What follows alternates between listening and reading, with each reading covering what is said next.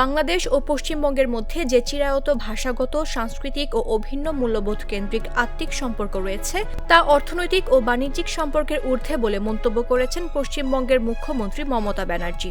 সোমবার কলকাতায় দিল্লিতে নিযুক্ত বাংলাদেশি হাইকমিশনার এম রিয়াজ হামিদুল্লাহর সঙ্গে বৈঠকে এ কথা বলেন তিনি। এর পাশাপাশি ভবিষ্যতে বাংলাদেশের সঙ্গে যোগাযোগ অব্যাহত রাখার প্রত্যয়ও ব্যক্ত করেছেন মুখ্যমন্ত্রী। ৯ বছর পর ভারতে নিযুক্ত কোনো বাংলাদেশের হাইকমিশনারের সঙ্গে সাক্ষাৎ করলেন পশ্চিমবঙ্গের মুখ্যমন্ত্রী মমতা ব্যানার্জি। সোমবার বিকেল ৫:৩০টার দিকে বৈঠকে বসেন মমতা ও হামিদুল্লাহ। চলে ২০ মিনিট।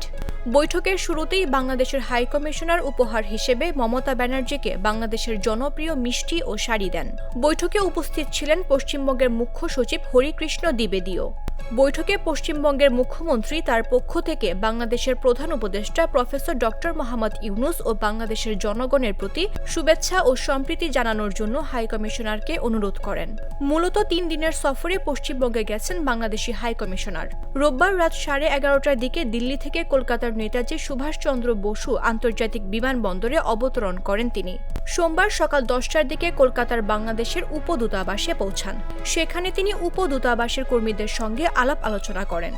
মঙ্গলবার তৃণমূল কংগ্রেসের সাবেক রাজ্যসভার সদস্য জহর সরকারের সঙ্গে একান্ত বৈঠক করবেন এম রিয়াজ হামিদুল্লাহ।